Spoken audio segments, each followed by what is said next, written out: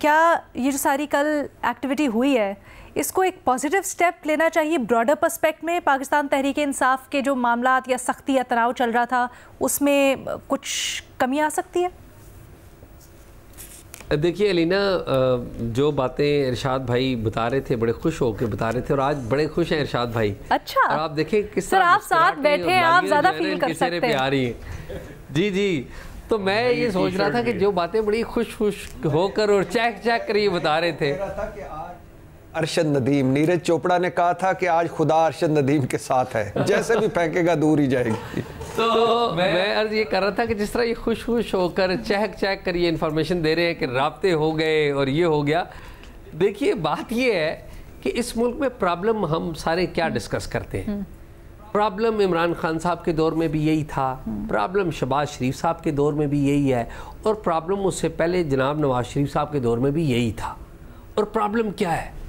Problem ये है कि आप कोई भी जो इलेक्टेड गवर्नमेंट होती है या कोई भी सिविलियन गवर्नमेंट कह लें तो ज़्यादा बेहतर होगा, उसको आप हमेशा इनसिक्योर रखते हैं, आप चलने नहीं देते, आप एट द सेम टाइम कहीं और भी जुड़े होते हैं, हुकूमत के साथ भी जुड़े होते हैं, अपोजिशन के साथ भी जुड़े होते हैं। देखिए एक बात तय कर लें, इस मुल्क में वज़ीर आज़म इमरान खान हो, वज़ीर आज़म शहबाज शरीफ हो, वज़ीर आज़म नवाज शरीफ हो, वज़ीर आज़म बिलावल हो, वज़ीर आज़म मरियम हो, कोई भी हो वज़ीर आज़म, एक बात तय कर लें आप कि वज़ीर आज़म मुल्क का सरबरा और मुल्क का सबसे बड़ा होगा और वो सबसे ज़्यादा उसको हम रिस्पेक्ट करेंगे, तमाम इंडिविजुअल भी, तमाम इदारे भी, यानी कि हम सिविलियन सुप्रीमेसी को मानेंगे और वज़ीर आज़म भी अदब और एहतराम से पार्लियामेंट को अपना सुप्रीम अदारा मान लें और पार्लियामेंट को जवाबदेही हो।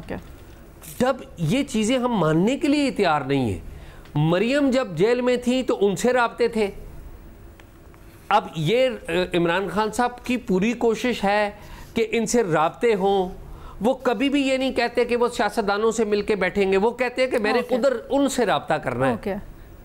और जो बाकी जमातें उनका भी हालत यही है कि उनसे राब्ता करना है। ये उनसे राब्ता कर करके उनको बहुत खराब कर दिया है और सूरत हाल ये हो गई है कि उनकी क्रेडिबिलिटी भी खराब हो गई है। वैसे आपको ये तासुर क्यों है कि हुकूमत को ऑन बोर्ड नहीं लिया गया होगा या हुकूमत किसी तरह से इनसिक्योर है, ये क्यों तासुर है आपको?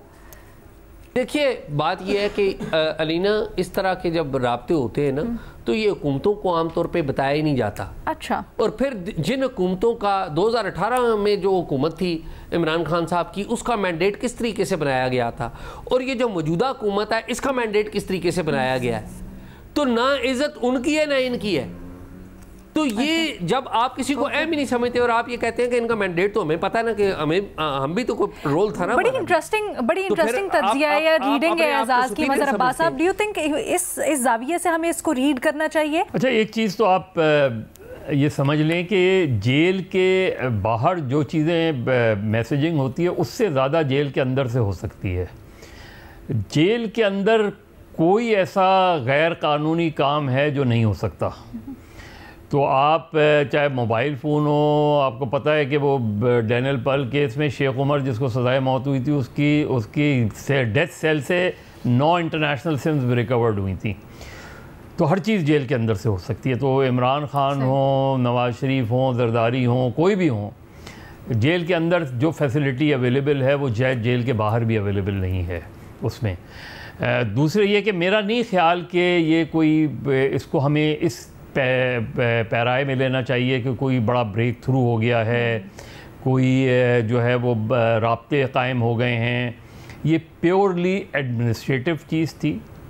उनको वाज़े तौर पे ये कहा गया था कि एक serious law and order situation create हो सकती है इसके अंदर, और मेरा ख्याल है उनके अंदर भी, पीटीआई के अंदर भी ऐसे एलिमेंट्स थे जिन्हें ये अंदाज़ा हो रहा था कि ये सिचुएशन कहीं ऐसी ना हो जाए, क्योंकि ज़ाहिर है ख़त्म नबूवत वाला भी मसला वो था। तो मेरा ख्याल है पीटीआई के अंदर भी ये चीज़ थी।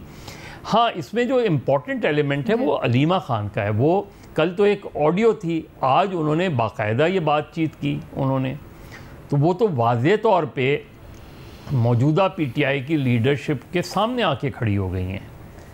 वो तो वाज़े तौर पे ये कह रही हैं कि जी ये लोग नहीं वो करना चाह रहे। तो इसका मतलब ये हुआ कि अलीमा ख़ान, या तो देखिए ठीक है वो इमरान खान की बहन है, लेकिन इस वक्त जो वो पोजीशन ले रही हैं वो एक पॉलिटिकल पोजीशन ले रही हैं वो, और वो एक पार्टी को, पार्टी की लीडरशिप को डैमेज कर रही हैं।